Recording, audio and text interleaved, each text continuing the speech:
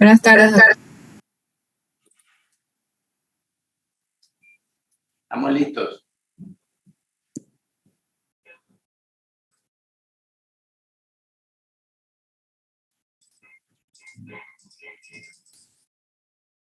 Buenos días, doctor y compañeros. Le vamos a hablar del el avance de cirugía laparoscópica. ¿Me escuchan?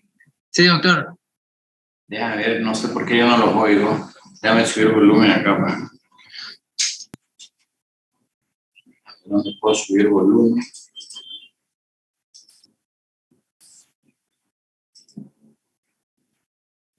Dame un segundo.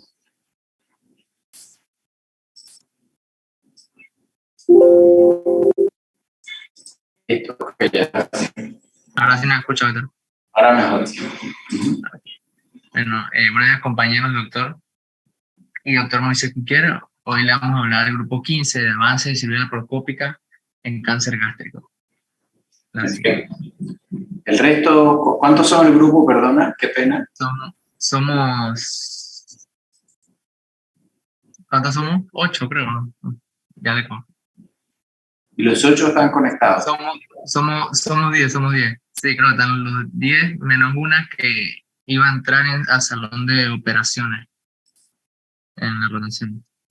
Porque veo conectados con cámara a ti, a Carla, a Abel, no tiene cámara, así.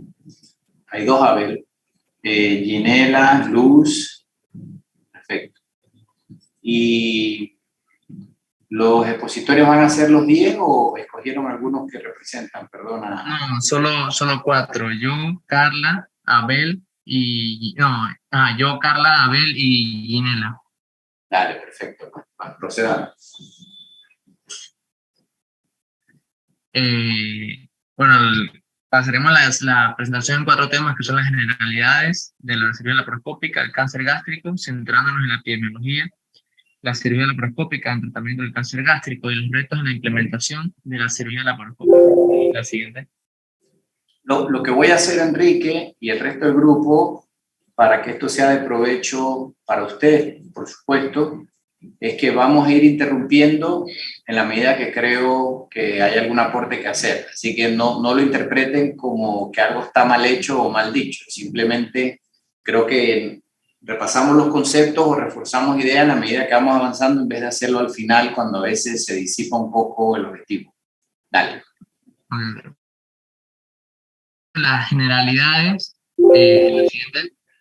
Vamos a empezar primero con una breve reseña histórica de la cirugía laparoscópica, que el láparo en su inicio significaba flojo o suave y se asoció a la blandeza del abdomen, y de ahí se asoció luego al abdomen del suave blando, y loscopía, scopó, que es la palabra observar. Entonces, desde tiempo atrás, era lo interés del ser humano por explorar las cavidades, la siguiente, y se exploraban oídos, cavidad nasal, recto y vagina. Entonces, el primero, muy adelantado a su tiempo, ya veremos mucho después, fue el inicio de la cirugía laparoscópica, fue para Philippe Bossini. Él inventó un dispositivo para poder observar cavidades, principalmente él observó vagina y cavidades del canal auditivo. La siguiente. Ya muchos años después vino entonces el señor George Kelly, que en su momento él se interesaba más en lo que era detener las hemorragias intestinales, e inventó el dispositivo que era el neumoperitoneo, este dispositivo para generar un neumoperitoneo, y él lo que quería era disminuir el sangrado, pero haciéndolo se dio cuenta, y sembró uno de los inicios para la cirugía laparoscópica, que es crear una cavidad insuflada, además del abordaje abdominal, los 2 sitios de acceso que él hacía para hacer para hacer el acceso y la insuflación artificial. Además, también centró la base de que se debe hacer una inserción a 45 grados para evitar el daño a las vísceras las vísceras abdominales. La siguiente. Entonces, ya muchos años después, vendrían estos 3 doctores, primero vino Mürre, él hizo la primera colecistectomía laparoscópica exitosa, y fue de casi 2 horas. Después estos 3 doctores franceses vinieron a trabajar lo que es la técnica francesa y difundirla en toda Europa. Unos años después, por 3 meses de diferencia, los doctores Barry Kerman y Eddie John Reddy hicieron la primera cirugía laparoscópica en Estados Unidos, y ellos establecieron la técnica americana. En la siguiente diapositiva les voy a explicar brevemente las diferencias con la siguiente. La principal diferencia es que en las técnicas francesas el cirujano está ubicado entre las 2 piernas del paciente, el paciente abre las piernas y se ubica entre las 2 piernas, y la espalda del paciente está hacia la cabecera de él, y los ayudantes están a ambos laterales. En la técnica americana, el cirujano y el ayudante están en los laterales del paciente. La siguiente. Esa es la breve reseña histórica. Ahora, el procedimiento general de la cirugía laparoscópica, lo primero es preparar al paciente. Es muy parecido a una cirugía normal. Se requiere anestesia general, por lo que se requiere el ayuno preoperatorio adecuado, y para preparar los procedimientos para realizar la operación. Entonces, la siguiente. Distender el abdomen, que es uno de los puntos claves que explicamos que se sentó hace algunos años. Entonces, para acceder a la patología de la laparoscopía, el cirujano debe crear una cavidad real. Entonces, en este caso, se usa preferiblemente, en la mayoría del tiempo se usa dióxido de carbono, debido a que este difunde mejor en 200 veces más difundible que el oxígeno, y el cuerpo lo puede eliminar fácilmente por los pulmones. Y es preferido sobre el dióxido de nitrógeno, pero el dióxido de nitrógeno también se podría usar porque tiene un efecto analgésico, principalmente puede ser en procesos locales o un abordaje local. El principio detrás de distender el intestino es crear la burbuja de gas para poder visualizar las vísceras a la hora de hacer la inserción del primer trocar. La siguiente. Entonces, para acceder a la cavidad está el acceso cerrado y el acceso abierto. El acceso abierto es la entrada directa que da sin crear un neumoperitonieo. No es la preferida. La que más se usa es el acceso cerrado, en cual primero se inserta la aguja de Veres, que para poder crear el neumoperitonieo, esta aguja tiene un borde romo, por lo cual disminuye el posible daño que se puede hacer a la víscera si se la llega a tocar. Y este sí es realizado a ciegas para luego ser el insuflado a través de la aguja de Veres. La siguiente. El instrumental de acceso, pues tenemos los denominados trócares, que son los que están a la izquierda, que son los accesos por los cuales el cirujano va a introducir las diferentes herramientas que él tenga. Por ejemplo, a la derecha de él están los graspers, y hay un gran arsenal de instrumentos nuevos que se están introduciendo para la cirugía laparoscópica. Todos estos están provistos de válvulas que evitan que el dióxido de carbono se salga de la cavidad abdominal. La siguiente. Entonces, una de las consideraciones más importantes que tenemos que hacer es que el mayor cuidado que hay que tener es la introducción del primer trocar, que es la que se hace normalmente a ciegas, que se debe hacer con una fuerza contenida para evitar lesionar cualquier cavidad abdominal. Las demás inserciones se harán visualizando la inserción del trocar a través de la televisión o el dispositivo que se tenga para visualizar la cavidad abdominal. Entonces, para esta primera inserción, muchas veces se usa la transiluminación, se puede utilizar para evitar incidir en alguna víscera. La siguiente. Bueno, eso fue brevemente la generalidad de la cirugía laparoscópica. Ahora hablaremos del tema enfocado en el tema en que enfocamos la cirugía laparoscópica, que era en cáncer gástrico. Así que haremos una breve introducción de lo que es el cáncer gástrico. Primero, el cáncer gástrico es el quinto cáncer diagnosticado con más frecuencia y la tercera causa principal de muerte por cáncer en todo el mundo. Realmente ha estado disminuyendo su incidencia en en países desarrollados, pero sigue siendo una gran carga para los países en vías de desarrollo, una gran carga sanitaria. La clasificación más usada, una de las clasificaciones que se usa es dividirla entre tipo intestinal y tipo difuso. Ambas tienen su epidemiología y la principal diferencia, el tipo intestinal, se le llama así por su parecido a los demás cánceres del tracto gastrointestinal. Y el tipo difuso, la principal característica, le podríamos decir, es que él pierde sus adherencias intercelulares. La siguiente. Entonces, los factores de riesgo relacionados al cáncer gástrico que se pueden encontrar son alimentos conservados en sal, con un de grupo N-nitroso. El grupo de alimentos conservados en sal se podría, es una de las explicaciones para la epidemiología de este cáncer, que es más común en una gran incidencia en Japón, a pesar de ser un país desarrollado, por su estilo de vida y de hábitos de dieta, que se ha visto que es algo cultural y no tan genético, ya que se hizo un estudio en que segundas generaciones, terceras generaciones de personas que residían en Estados Unidos disminuían esa incidencia para cáncer gástrico. O sea que es algo más, se relaciona con algo también cultural. El grupo N nitroso, por ejemplo, en algunos alimentos como los fructosos, el tabaquismo, la dieta baja en vitamina A y C, alimentos homodocurados, y estos últimos dos, que son el déficit de alimentos refrigerados y el agua potable, por su asociación a la infección por el Helicobacter pylori. Lo que se ha visto en los últimos años es que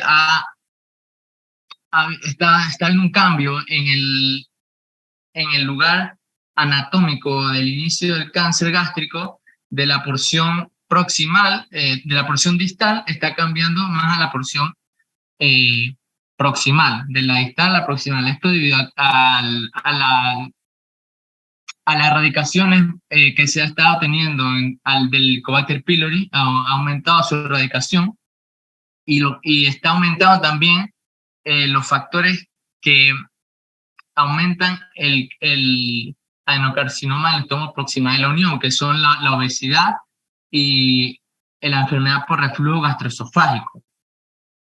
Estos cánceres, esto se asocia más a un cáncer en la porción proximal de la curvatura menor, el cardias, y de la unión gastroesofágica.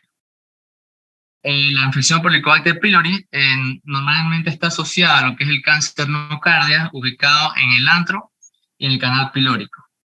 La siguiente. Entonces, esa es la epidemiología global, abordando en nuestra epidemiología, principalmente tenemos el estudio, un estudio realizado en el Instituto Oncológico, buscaban características base de los pacientes, la sobrevivencia y los costos directos que los pacientes con cáncer gástrico tienen entre 2012 y 2015. Principalmente los resultados obtenidos fue que las variables falta de seguro social, tumor puramente diferenciado, estadio 4 al diagnóstico, y el solapamiento de la educación anatómica eran las variables que se encontraban asociadas a un mayor riesgo de fallecer. Ahora, centrándonos en la epidemiología, se encontró una prevalencia varonil de un 62%.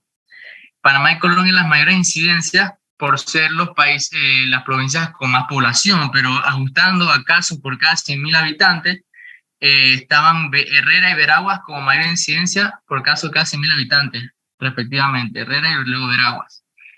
El 65% de los diagnósticos eran en estadio 4, pero en este caso solo cerca de la mitad de los expedientes tenían el estadiaje del paciente. O sea que este 65% en estadio 4 podría estar o muy abajo o podría estar subregistrado, podría ser más.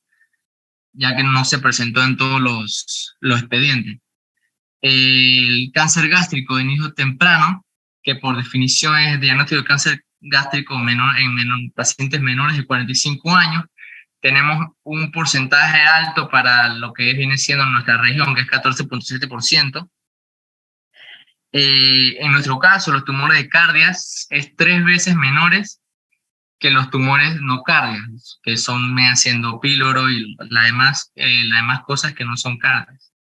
Que viendo lo que el cambio anatómico que mencionaba antes, podría ser, si se realiza el estudio después, que haya un cambio en la incidencia de este cáncer, en la incidencia anatómica.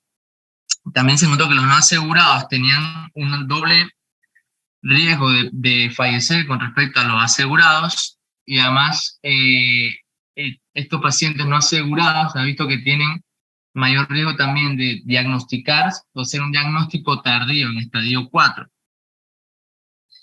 Y además los costos que estos pacientes presentan para el Instituto Oncológico, un costo promedio de $4.259 por paciente de cáncer gástrico, siendo el mayor costo lo que es la hospitalización. La siguiente.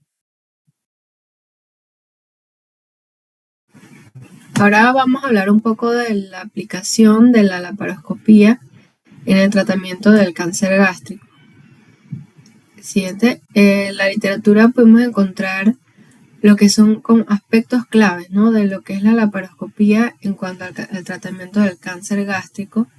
Uno de los que se menciona es que la cirugía mínimamente invasiva, especialmente la gastrectomía laparoscópica, está ganando popularidad creciente, sobre todo en el manejo del cáncer gástrico temprano. La evidencia actual apoya que esta modalidad de tratamiento, especialmente para el manejo del cáncer gástrico temprano, como ya dije, está eligiéndose sobre lo que es el abordaje abierto convencional. Se ha evaluado también varios intentos de modificación del abordaje laparoscópico. Actualmente se está buscando disminuir el trauma que causa el abordaje laparoscópico, ya sea haciendo una única incisión y haciendo gastrectomías totales para hacer una sola intervención. Y bueno, la gastrectomía laparoscópica se está volviendo cada vez más individualizada y precisa, utilizando modalidades como el nódulo centinela y nuevos métodos de anastomosis aplicados al manejo del cáncer. Y esto permite individualizar el tratamiento. Conociendo los nódulos centinela, entonces se puede más o menos saber cuánto hay que resecar y se puede permitir una mejor preservación de la función gástrica y reducir las complicaciones postoperatorias. Siguiente. Brevemente, una clasificación de la cirugía gástrica laparoscópica, que son las aplicaciones de la laparoscopía en este tratamiento. En primer lugar tenemos la gastrectomía laparoscópica distal. Esta se utiliza más que todo en cáncer gástrico temprano localizado en el tercio medio o inferior del estómago. Tenemos también la gastrectomía laparoscópica total. Esta se utiliza en el cáncer gástrico temprano localizado en el tercio superior del estómago. Y la gastrectomía con preservación del píloro, que según directrices japonesas, la preservación del píloro puede utilizarse para el cáncer gástrico con estadiaje tumor 1, nódulos 0, sin nódulo centinela, en la porción media del estómago y con el borde distal del tumor a menos 4 centímetros proximales al píloro. Desde el punto de vista del abordaje quirúrgico, también podemos clasificar la laparoscopía, la gastrectomía laparoscópica, en una gastrectomía asistida por laparoscopía, que esto significa que parte de los procedimientos quirúrgicos, por ejemplo una anastomosis, se realiza fuera del cuerpo o de manera extracorpórea a través de una mini laparotomía, Y por otro lado está la gastrectomía totalmente laparoscópica, que significa que todas las partes se realizan dentro del cuerpo o de manera intracorpórea mediante el enfoque laparoscópico. Siguiente. Otra de las utilidades que tiene la laparoscopía en el cáncer gástrico es la laparoscopía de estadiaje. La laparoscopía, ya que la cirugía es la modalidad de tratamiento básica del cáncer gástrico, las guías internacionales actuales están aconsejando realizar laparoscopías de estadiaje en pacientes que tienen un cáncer gástrico mayor de un estadio T3. Entonces, estos estudios demuestran que hacer una laparoscopía de estadiaje antes del inicio del tratamiento ayuda a evitar una laparotomía o una cirugía laparoscópica innecesaria, como el tratamiento quirúrgico definitivo para el paciente. Esta herramienta es de alta precisión, permite evaluar el compromiso de la serosa del estómago, denominado T, el compromiso ganglionar, denominado N, y el compromiso metastásico, tanto al peritoneo como al hígado, y esto es lo que puede ayudar a definir el manejo posterior y el pronóstico. Por otro lado, ayuda a evitar laparotomías o cirugía laparoscópica innecesarias y se utiliza para definir resecabilidad y descartar el compromiso metastásico. También se hace estadiaje con imagenología, como tomografías y PET scan, pero estas tienen sensibilidad limitada, ya que cerca del 50% de los pacientes con cáncer gástrico que tienen un estudio imagenológico negativo para compromiso metastásico, una vez que se le hace la laparoscopía de estadiaje, se pueden detectar lesiones de esta categoría. De manera que la laparoscopía, además de permitirnos ver lesiones más pequeñas, también podría permitir obtener material para diagnóstico, ya sea histológico y así. Siguiente. Y bueno, en la actualidad se están realizando estudios que buscan demostrar la superioridad del abordaje laparoscópico en el cáncer gástrico versus el abordaje convencional abierto. Entonces encontramos que se evaluaban estos aspectos. En cuanto a satisfacción del paciente, se encontraba con una mayor satisfacción después de una cirugía de abordaje laparoscopía en comparación con los que recibieron un abordaje abierto. Su calidad de vida era mejor, había menor pérdida sanguínea en el manejo intraoperatorio, la estancia hospitalaria era mejor, la morbilidad era menor, el tiempo operatorio era mayor en la laparoscopía que en el abordaje abierto, y el tiempo para el primer movimiento intestinal era menor en el abordaje laparoscópico. Siguiente.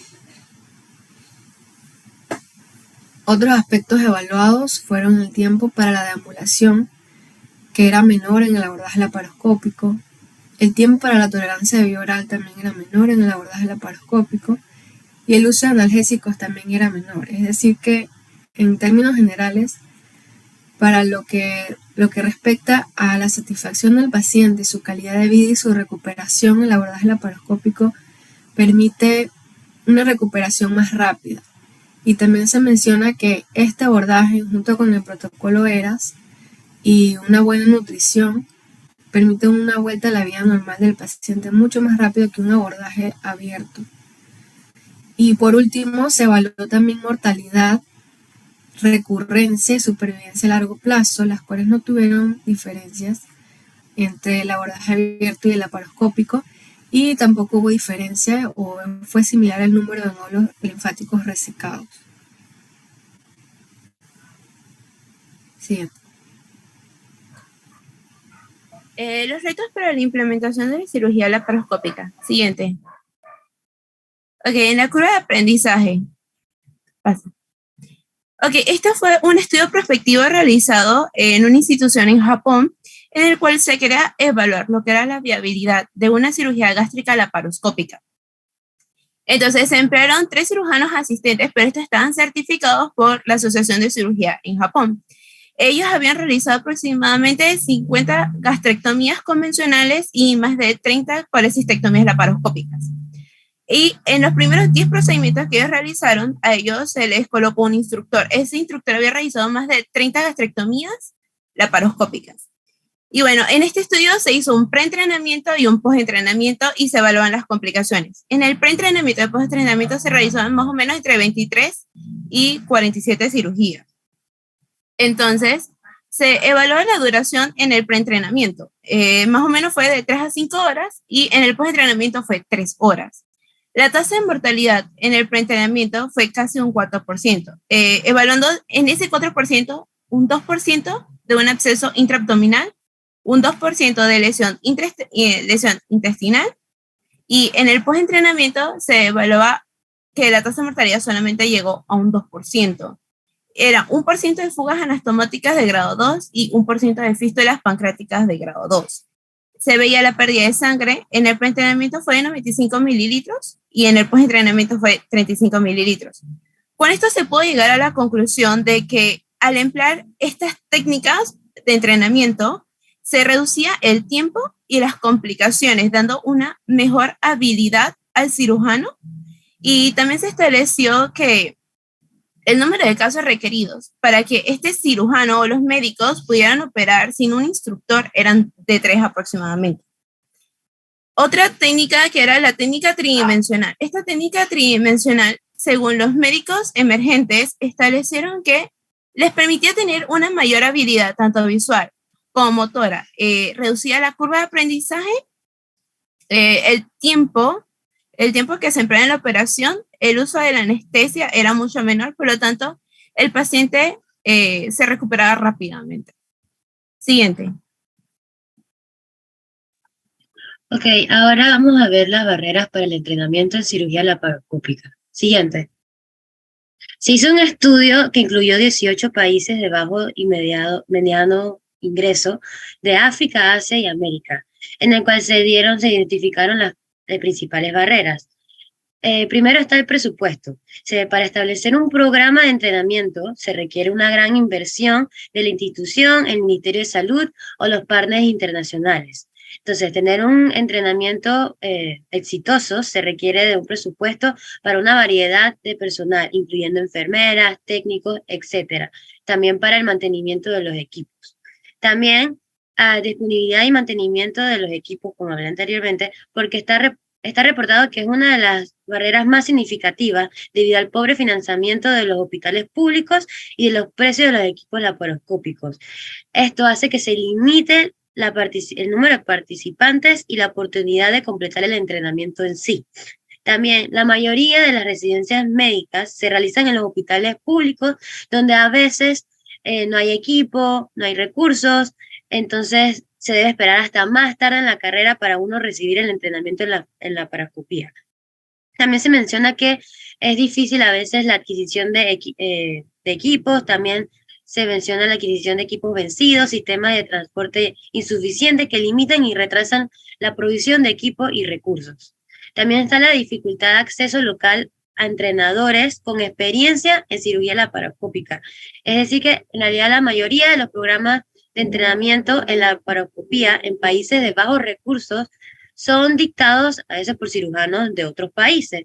Entonces, las dificultades que se mencionan son por traer esas personas expertas al país, a trabajar en lugares a veces con pocos recursos, ambientes remotos, se gasta dinero en tiempo de movilización, tiempo de disponibilidad con la barrera también del idioma, conectividad a internet, apagones, etc.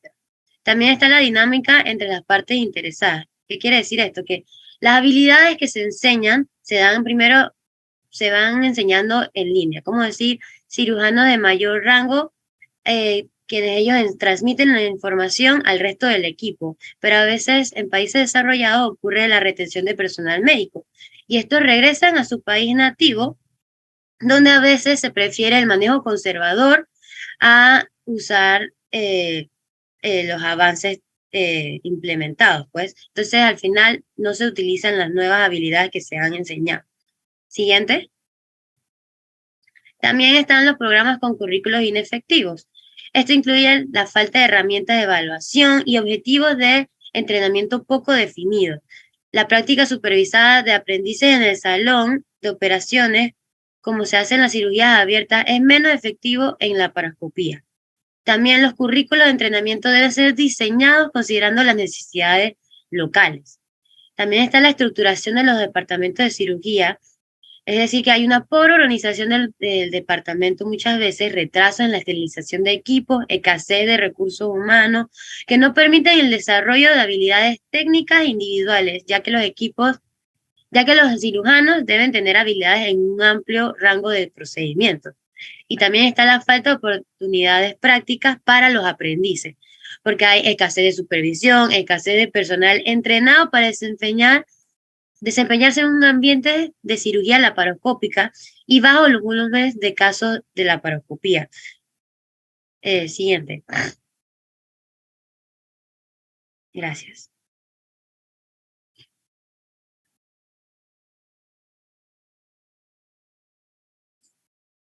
Muy bien. A ver, entonces, voy a hice algunas anotaciones aquí para que repasemos algunos de los conceptos que mostraron. No sé si quitas los slides y nos vemos un poquito los rostros. Perfecto. Vamos a empezar con Enrique. A ver, Enrique, me pareció muy bien tu presentación. Quiero recomendarte que a la hora de presentar tus ideas, así como vi que trataste de organizarlas en tu mente, las organices en la diapositiva. En otras palabras, una diapositiva llena de una cantidad de líneas pierde la atención del que te escucha o te observa, y a pesar de que tu narrativa fue ordenada, la diapositiva no lucía ordenada. Entonces había una incongruencia entre cómo tú presentabas y cómo estaba mostrada la información. Así que me parece que si la hubieras, creo que al final de tus slides estuvieron más organizados cuando presentaste las ideas principales del estudio posicional oncológico. Cuando presentaste otras cosas, hubo un poquito más de orden, lo cual también para la historia y los antecedentes era importante. Enrique, ¿tú qué opinarías de, siendo esta una de las 10 causas más frecuentes de cáncer en Panamá, ¿por qué tenemos diagnósticos tan tardíos? ¿Por qué te diste cuenta o pudiste investigar?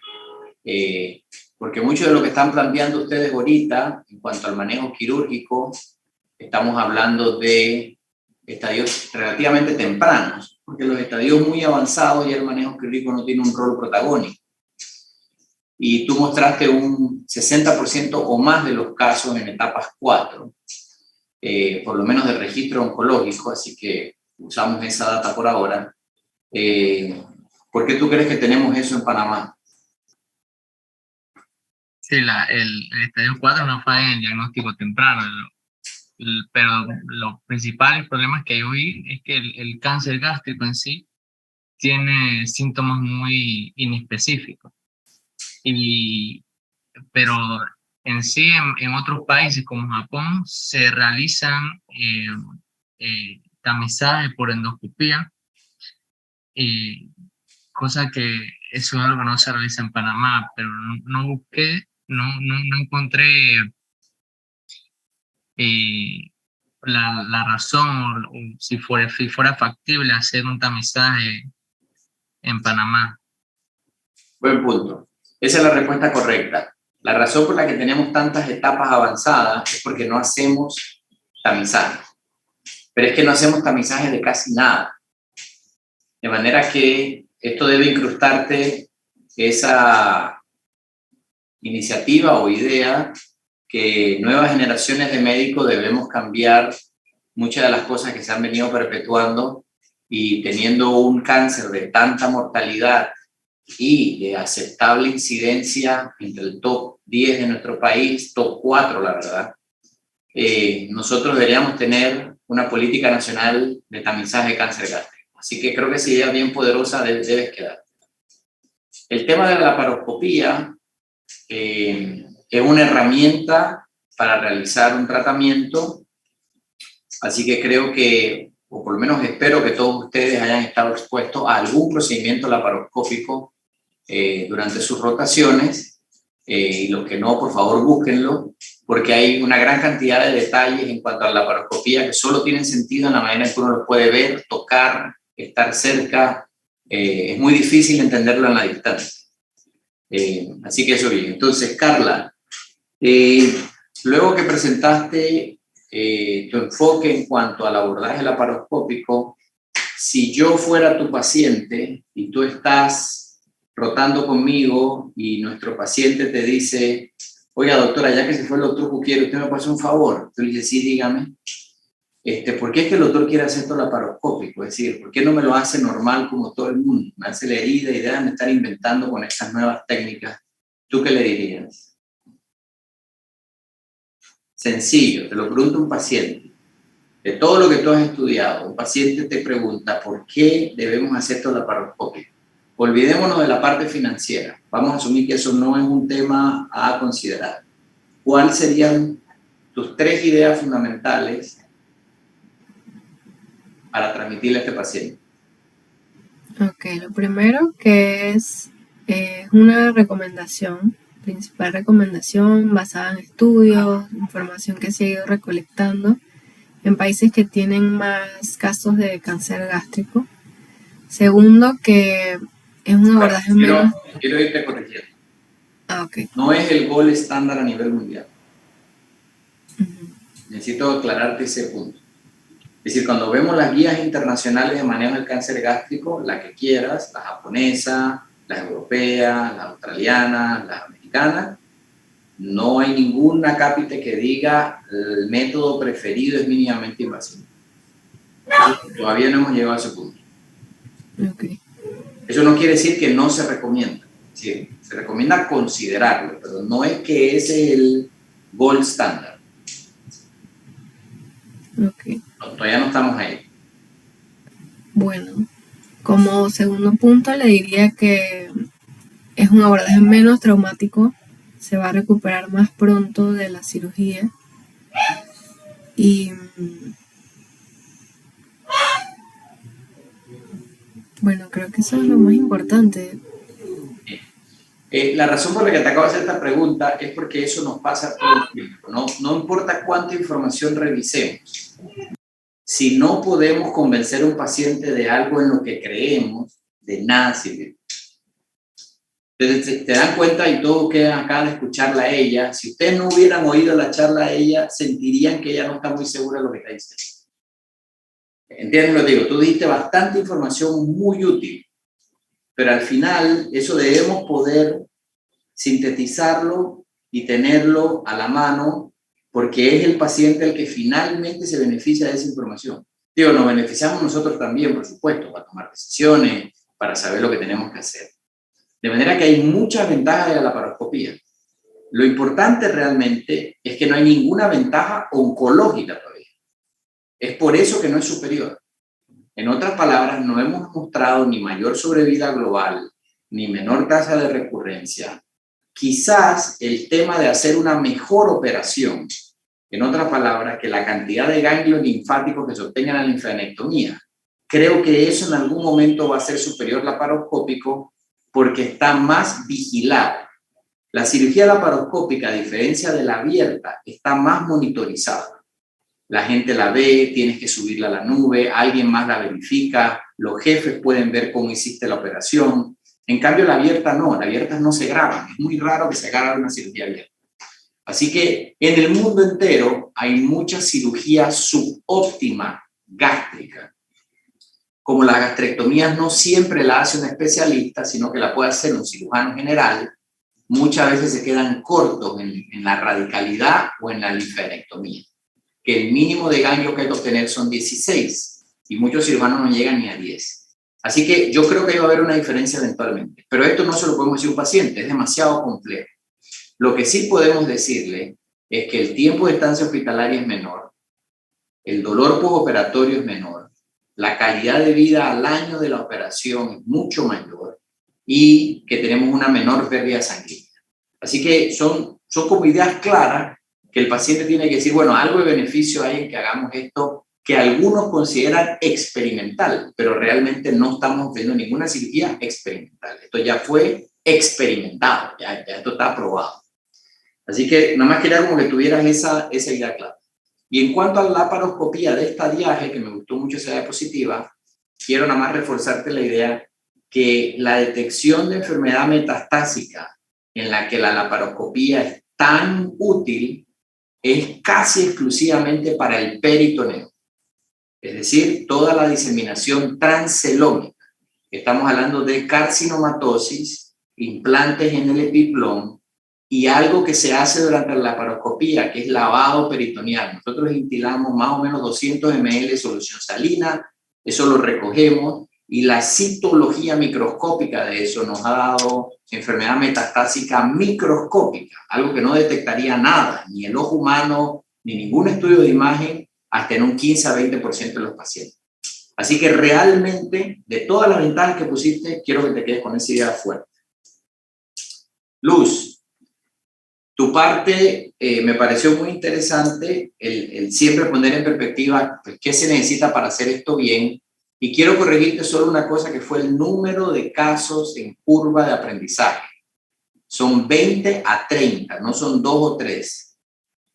No sé si te faltó un 0 o no sé si donde lo leíste quizás no lo comprendiste a cabalidad.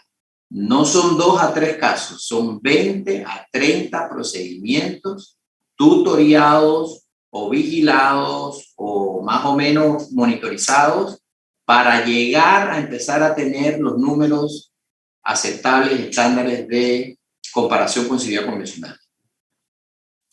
Ok, lo que en verdad pasó fue que, o sea, yo también me asombré que dijeran 3 casos, Ajá. pero en el documento aparecían 3. No. Sí, bueno, no sé, habría que ver bien el documento y te exhorta a que lo revises. En una cirugía de alta complejidad, no sé si el documento confundía un poco el pre y el post. Es decir, no, yo no estaba muy seguro la comparación que estaban haciendo. Es decir, no estaban comparando convencional con laparoscópico, estaban comparando tutoreo y post-tutoreo. Entonces, hay que ver un poco realmente a qué se referían con esos 2 o 3 casos. Yo no sé si después de los primeros 30 casos solo necesitaban 2 o 3, 30 casos vigilados, necesitaban 2 o 3 solos. Es decir, hay que ver bien cuál era el contexto del mensaje. Pero que te quede con la idea importante que esta es una cirugía de alta complejidad que necesita de 20 a 30 casos vigilados para poder que tú te acerques a ofrecer los números aceptables. Porque 4% de mortalidad es súper alto. Es decir, hasta para Japón, eso es altísimo. Créeme, 4% de mortalidad es lo que tiene hoy día las Whipple, que son cirugías mucho más complejas que esta. Así que la gastrectomía del paciente no se debe morir. Esa no es la idea. Se puede complicar, pero no se debe morir. Ok, bien. Gracias, Víctor. Bien, ok. Y Ginela, en tu presentación al inicio me confundí un poco si me estabas hablando del mínimamente invasivo en general o me estabas hablando de la gastrectomía laparoscópica. Creo que volviste a lo general, ¿verdad? Empezaste a hablar como de los retos y las dificultades de la aplicabilidad de la cirugía mínimamente invasiva en general. Es decir, todos los procedimientos laparoscópicos. Sí, doctor. En general. Entonces, acláralo, porque viste cómo nos fuimos metiendo profundo en cáncer gástrico y en una técnica de laparoscópica de repente tú hiciste zoom out de vuelta.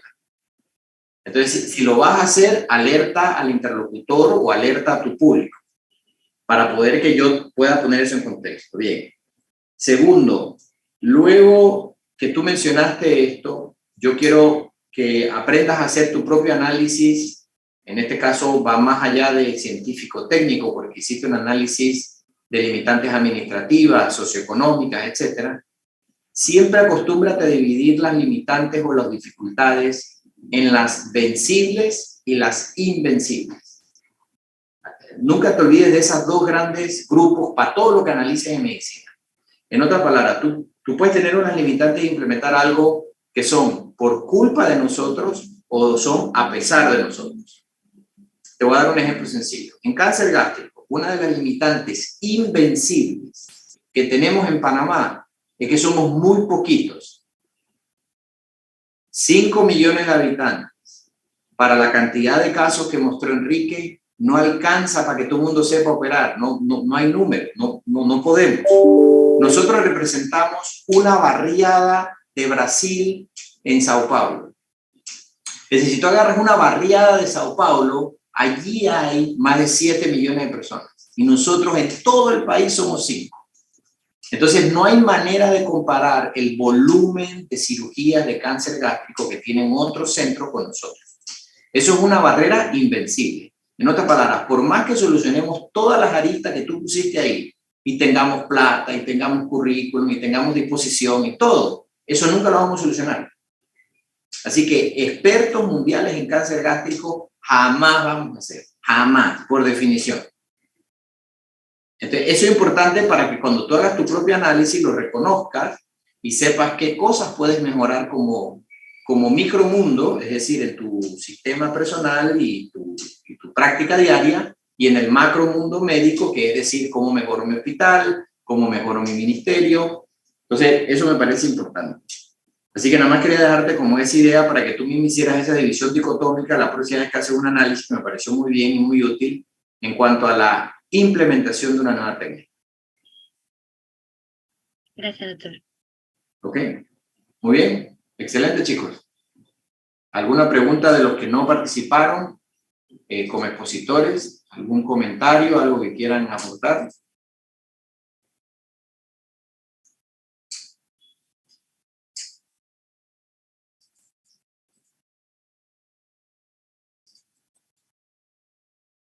Muy bien, terminamos entonces. Gracias, doctor. Listo. Muy Gracias, bien. doctor. Gracias, doctor. Hasta luego, doctor. Gracias. Gracias, doctor. Hello.